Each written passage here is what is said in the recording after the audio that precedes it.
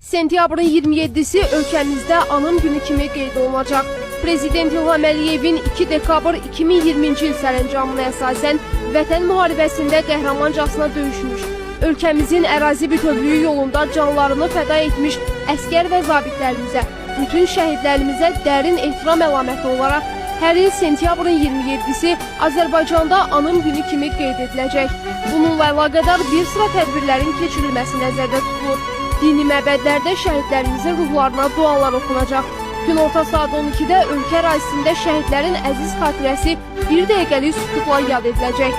Axşam saatlarında xüsusi işıqlandırma ilə bir sıra binalarda, o cümlədən Heydər Əliyev mərkəzində və alov qüllələrinin üzərində Azərbaycan bayrağı əks olunacaq. Anım Günü ilə əlaqədar mərkəzi və yerli icra hakimiyyəti strukturları ölkə miqyasında bir sıra tədbirlər təşkil edəcək.